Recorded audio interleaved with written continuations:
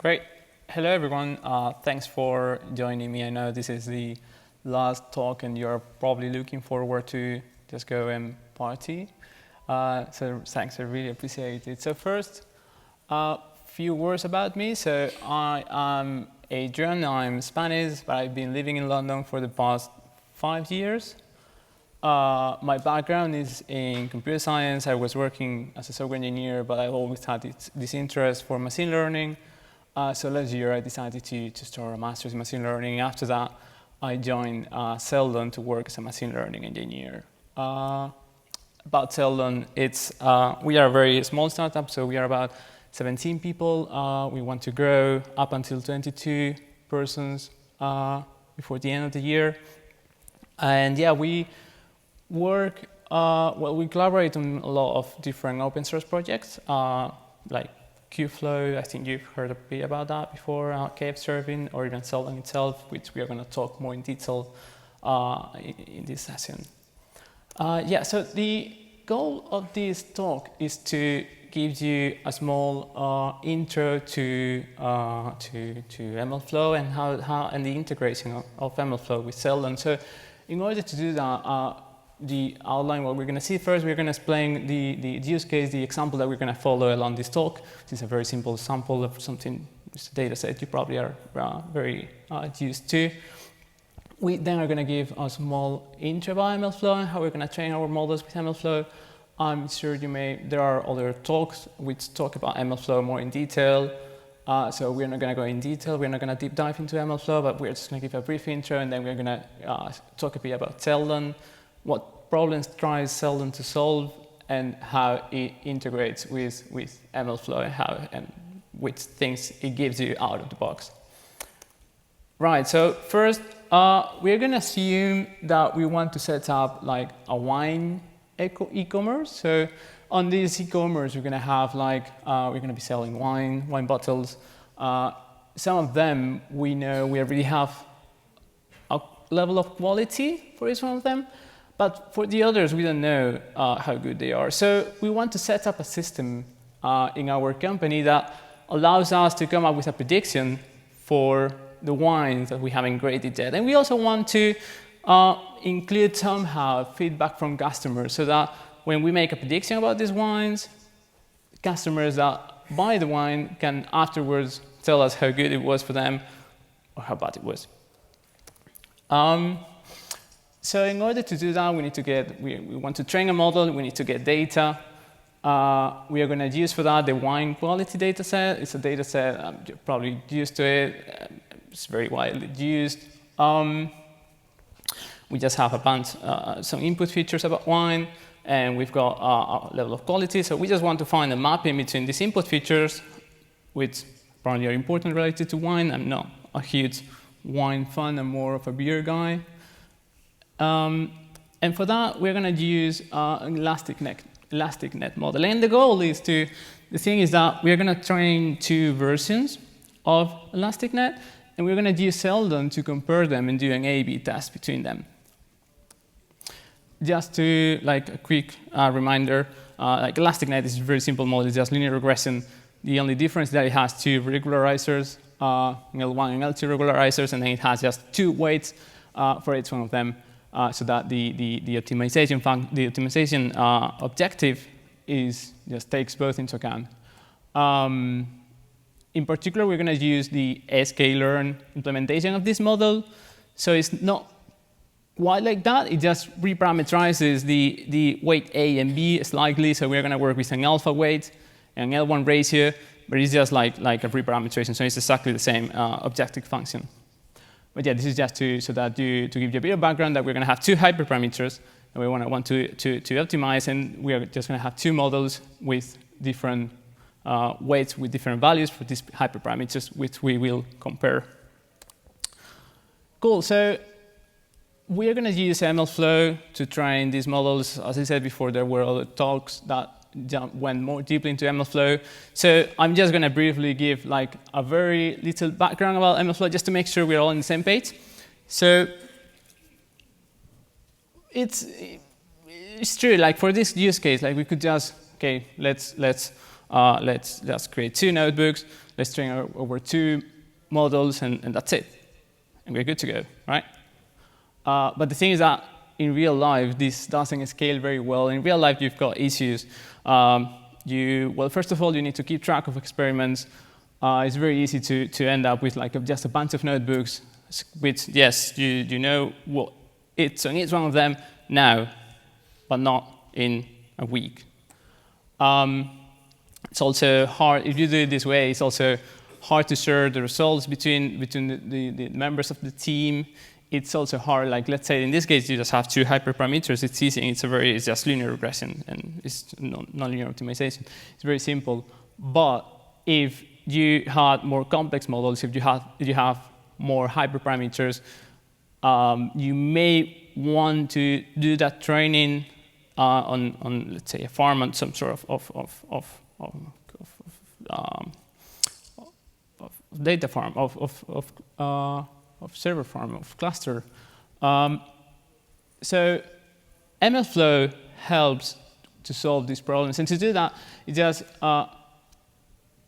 just provides you with 3 main components. This is, I think, is the easiest way to see MLflow. It just gives you, first of all, it gives you an API to track the results of your experiments so that you can share them with the rest of the team. It gives you a format to define the environment and the interface to train your model, and it gives you a way to snapshot your model so that you can afterwards easily run and replicate that model.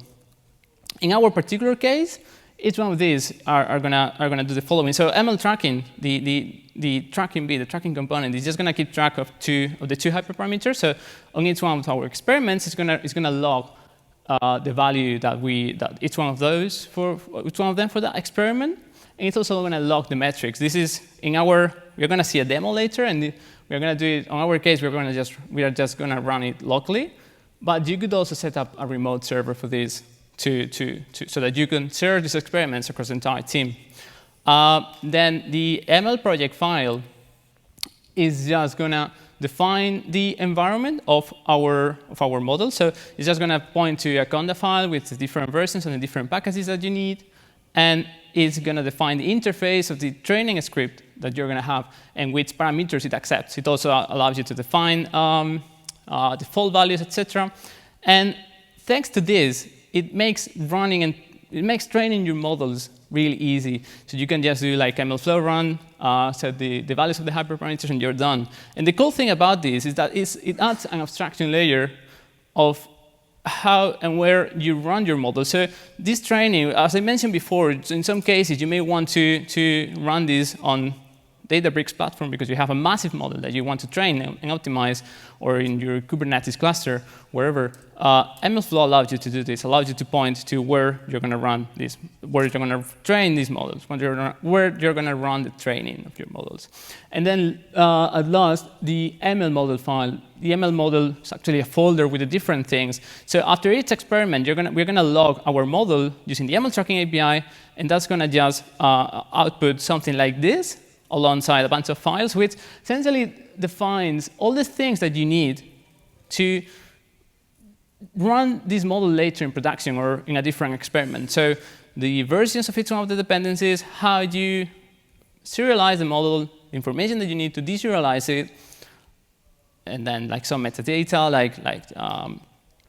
when you run the experiment ID, etc. MLflow also gives us a UI to keep track of these experiments. We will see these later in the demo, but essentially it just allows you, so in this case, we just run 2 experiments.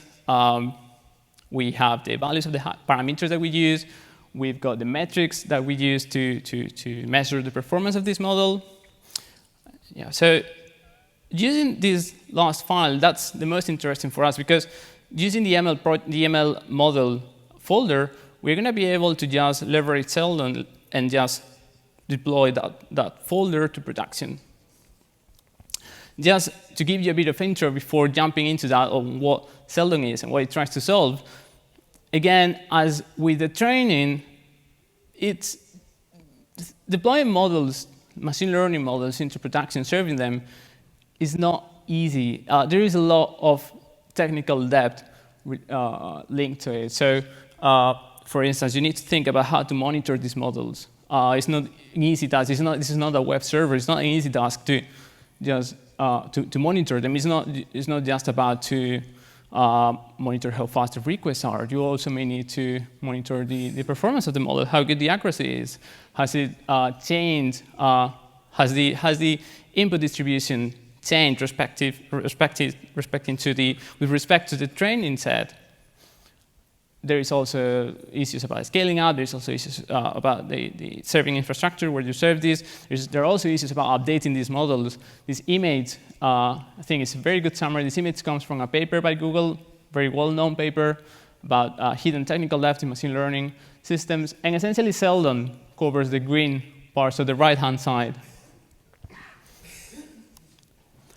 In our particular case, what we're going to do with Seldon, we are going to define an inference graph, which is just going to encapsulate the different components of what we want to have in our system, which in this case is just an A/B testing between two versions of the models. So this is all going to run on a single Kubernetes pod. This pod is, because it's in Kubernetes, can run on any cloud, on our private clusters, on public clouds. I've left a link there. The slides will also be public, so I'm sure you can access that later. But in case you don't, it's on the Seldon docs. They're public. So that link has like a set of notebooks with examples on how to run Seldon on all these different clusters, on all these different clouds. And how it does this? It does this by defining Kubernetes custom resource definition. So we're gonna define. So Seldon defines an operator which tells Kubernetes how to handle this custom resource, and this operator will be responsible for spinning up the different bits and components of our inference graph as just separate microservices. It's one with its own Docker image, and how to communicate between them, how to orchestrate each of these inference graphs. In order to operate with this, as from the engineering side, let's say, you've got the Kubernetes API itself. You've got like different command line tools, and then to access that, it exposes through your favorite ingress service. We support out-of-the-box Ambassador and Istio. It exposes a REST API or a gRPC. You can choose between both.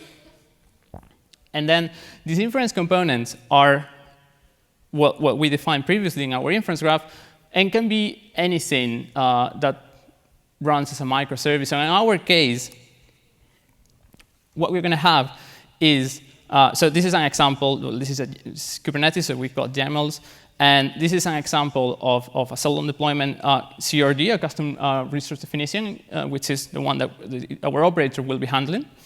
And what we're going to define here is the important bits is just we have two predictors, which is going to be each of the versions of our model.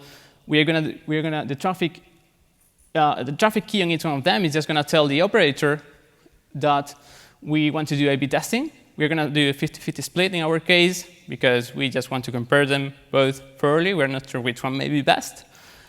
And then we're just using, in implementation key, we're just using the MLflow server, prepackaged server, prepackaged image that comes out of the box with Seldon.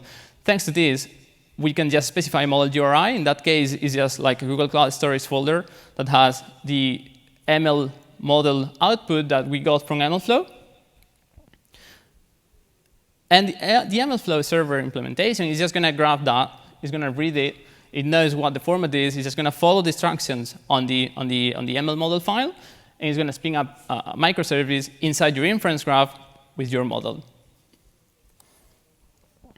And again, I've covered different bits, but we haven't talked about monitoring yet, and about using the feedback that comes from the customer. But thanks to Seldon, this is something that comes out of the box as well. So Seldon allows you to give feedback about the predictions of your model. This feedback can be something that comes that is delayed, for instance. Like in our case, we've got an e-commerce, so we've got users buying wine bottles, and after buying a bottle, they may give us a feedback like, okay, I really agreed with your prediction of quality, of wine quality, or I didn't. This is going to come as a reward signal into Seldon, which is going to keep track of the performance of your model. In our case, because it needs to be a reward signal, it's the opposite to a loss function. So because it's a reward signal, the higher it goes, the better. But we can just build like a very rough reward signal by just taking the inverse of the squared error. Cool. So using this reward signal, and we can get also out of the box metrics and monitoring on Seldon. So how Seldon does that is it integrates with Prometheus, and on top of Prometheus, it just adds a Grafana dashboard, so we can see different metrics that come out of our model. Cool. And now, if everything goes well, yes. Can you see that correctly? Can you see that right? So we are now just going to put in practice what we've seen so far. So this is a notebook that you have available on my GitHub. I think like the URL is there, but you can access it later. So what we're going to do here is first of all, we're going to train our models using MLflow.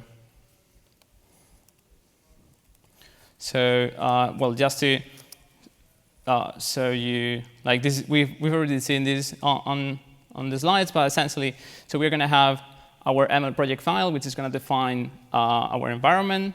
It's going to define the interface with our training script as well. This is going to allow us to just do MLflow run and, very easily train our model. So in this case, we would just train one with a value alpha of 0.5, and now we're going to train a second one with a value alpha of 0.75. The MLTrack API allows us to keep track of these experiments. In this case, we are just going to do it locally. So it's just going to store like different folders. Oops, sorry.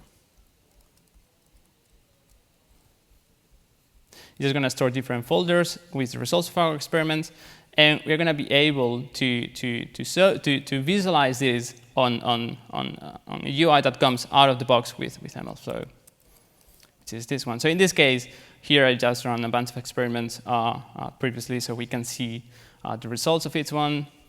We can also get fancy things. We can compare them, and we can see the R-square for different versions of our models. So in this case, it's just plotting on the x-axis, we've got the value of alpha, which is a reparameterization of the A and B parameters, which were the weights that we assigned to each one of the regularizers on our optimization objective.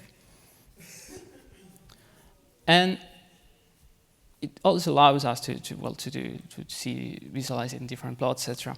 So this is a very cool piece of software. Actually, like it also allows you to connect this with a remote server so that you could share this across your entire team, so that you could keep track and visualize easily the results of all your experiments. And remember that you could also run all of these experiments in parallel against your Databricks platform, your Kubernetes cluster, wherever you want.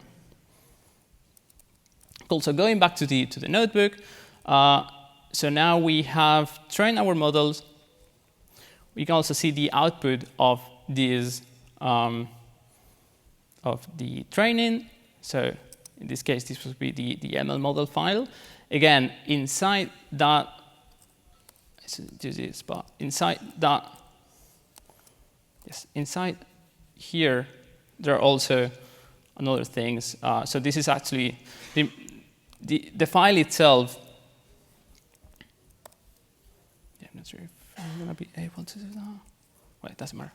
The file itself, it just defines like a set of instructions, but inside the folder, we also have like the pickle. In this case, it would use pickle to serialize the model, and it also has like different like information about the weights, etc. Cool. So moving forward, we now have our model. We want to deploy it in production. So in here, there are different commands to set up your cluster. I have done that previously, so this is just here as reference, really. So, but as you can see, like because it's running Kubernetes, you also have Helm charts, so it's very easy to set it up and to install it in your own cluster.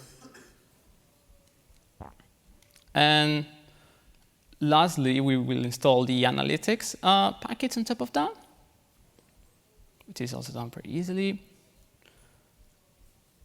And well, this is just we are just uploading these models into Google Cloud Storage. I already did that. And now we are going to deploy our model. So this is what we've seen before. This is just the only thing that you need to deploy this setup with A/B testing in Seldon. So it's that YAML file, nothing else. We can also see here that these models and a bunch of other things are deployed, so we can see them down here. So in this case, we've got model A and model B. Each one is running a different version of our model. And the operator, which is not shown here, will be the one telling the Ambassador gateway. In this case, we're going to be using Ambassador, that it should route traffic on an A/B split to each one of these models 50-50. We can also see here that we have deployed our custom resource definition. Cool, and we can also test that these models are working. So here we've just made a request to our model. So again, here we are not specifying anything about model A or model B. We are just using our model name, our inference graph name, let's say, which is one's classifier. And we are just submitting a request, which is, I think, is the first row of the wine quality data set, the CSV. And on the output, we can see, well, there is, on one hand, we've got a bunch of metadata of different things, like the prediction UID. It keeps track. It just gives a different unique UID to each one of the predictions. Like you could also add here your own labels, your own things, and we've got the prediction here. So in this case, it would predict that this wine has a quality of 5.5 out of 10. And now to the analytics bit. So now we want to see that this is working. We want to simulate traffic to our model. So we want to simulate different customers giving feedback about the quality of our predictions of wine quality. So to do that, we're just going to iterate through the training CSV, which is, I guess technically we're using the training CSV to measure the model performance, which is not good, but it doesn't matter because this is a demo.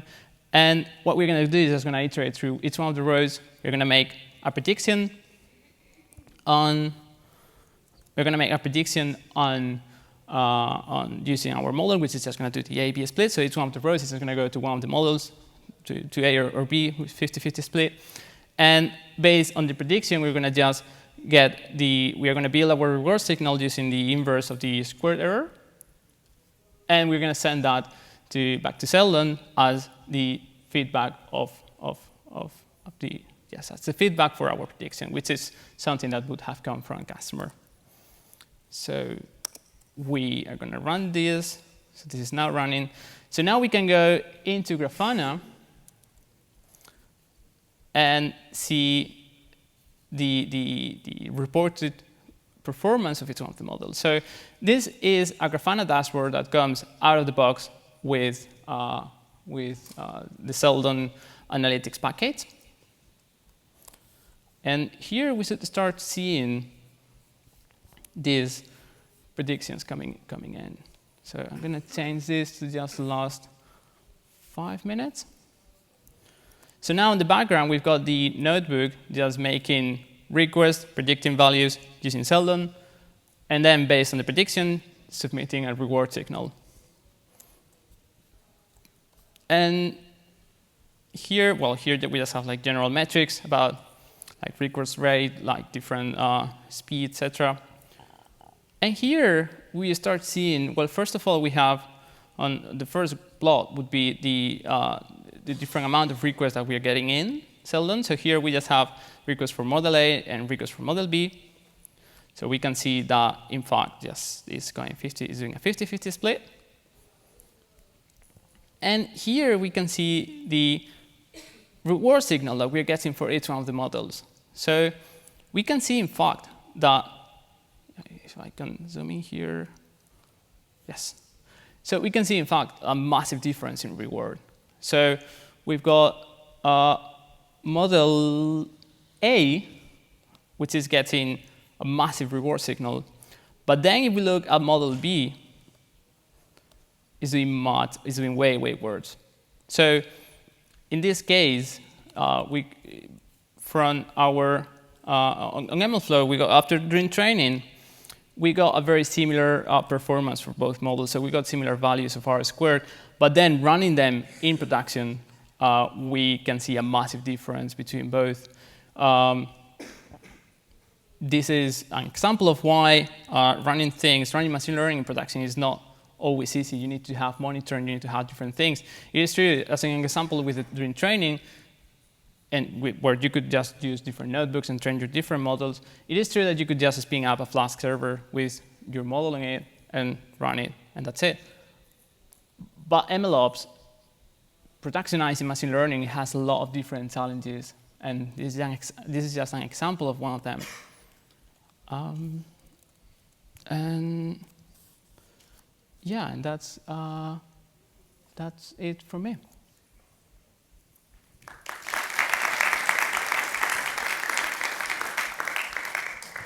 We have about 10 minutes for questions. Yeah. Oh, by the way, it's a shameless plug. We are hiring, so if anyone wants to come work with us, work on open source, and work on cool machine learning problems, just ping me.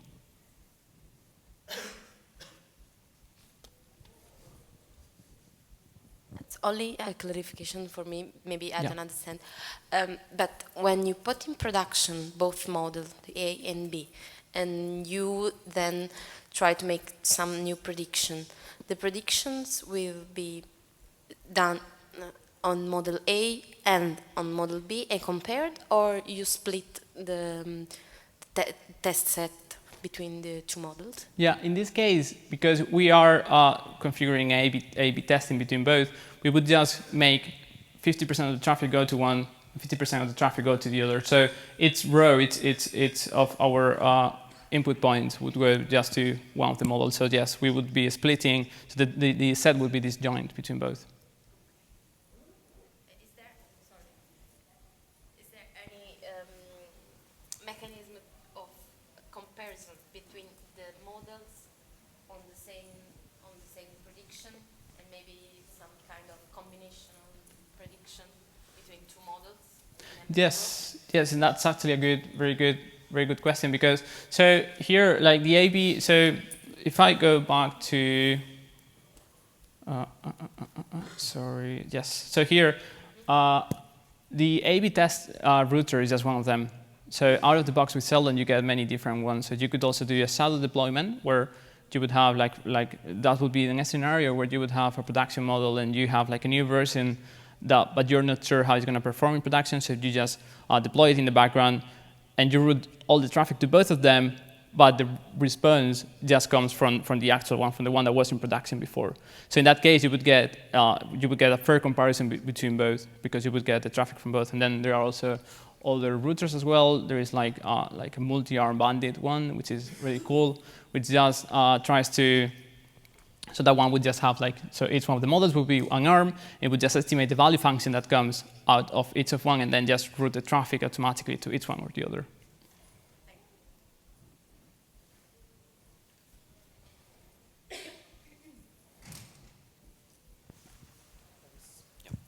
Hi.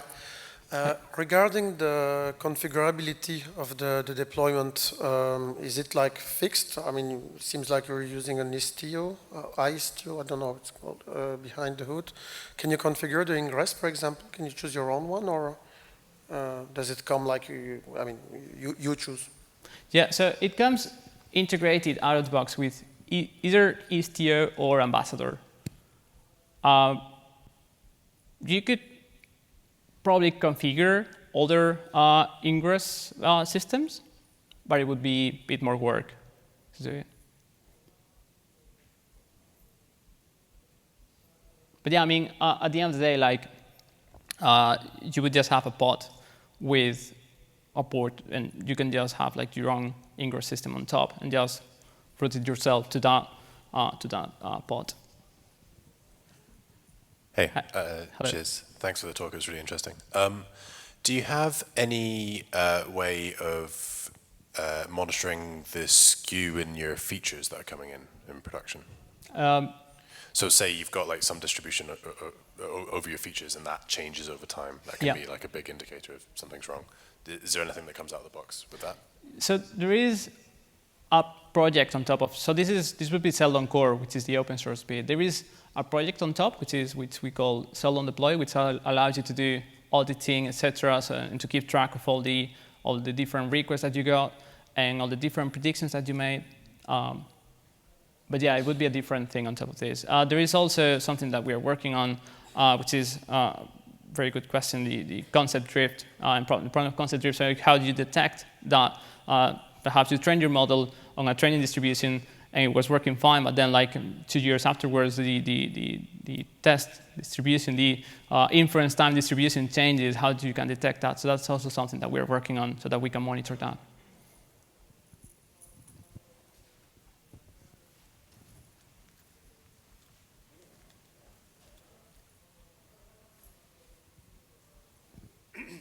Thanks for the talk.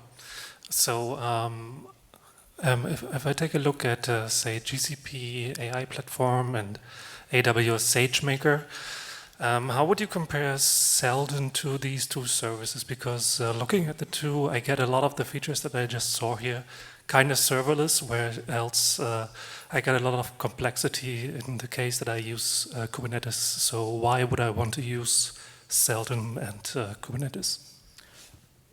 Well, you can raise a very similar argument about all the things. I guess one of the pros for Seldon would be to avoid locking into this into AWS or Azure or GCP.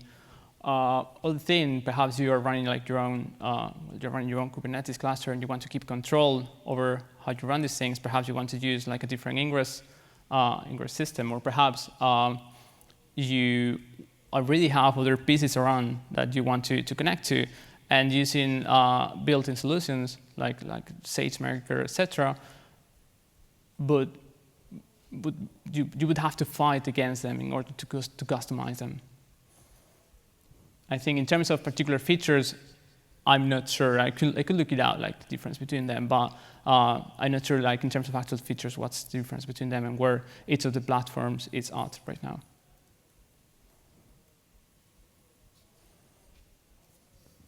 Any other questions? Actually, I've got two questions for you. First question is, will Seldon work on models that were generated outside MLflow? And second question is more about infrastructure. What are the requirements? Is there a Seldon server, MLflow server? Yeah, so like in terms of where the model comes from, it can really come from anywhere. So here. So in this case, we're using like one of the implementations that come out of the box, which is the MLflow server one. We also have one for sklearn, where you would just point to Pickle in Google Cloud Storage or anywhere, or S3 or anywhere. There are also like, I think there is an XGBoost one where you could also point to a Pickle of XGBoost. But at the end of the day, like these are just Kubernetes specs. So here you can also specify like your own image So we also have I'm not sure if you're familiar with source to image. So it's just an easy way to build your own Docker images. So we already have like pre-built templates where you can just put your picker or your model class and then create an image out of that and then just point to that image here. And then you would store it on a Docker registry or ECR or anything like that. And then in terms of requirements, so Seldon itself is pretty lightweight. Don't have actual figures, specific figures, but I know it's pretty lightweight. I know there are some benchmarks on the docs. I think we are also working on standardizing those and making those more public. But yes, it's not very heavy. It depends on the load that you put on it. But itself, it doesn't add much overhead. In terms of MLflow, I'm not sure. I guess I would imagine that, the only thing that you have to run is the MLflow UI. I'm not sure how heavy it is. But then in terms of training the models and running them, I guess it depends on how heavy, how hardcore the model is to train, how hard it is to train.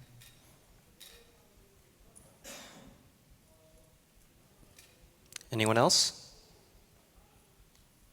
Going once, going twice. Okay, well, let's thank Adria one more time for his wonderful presentation. Thank you.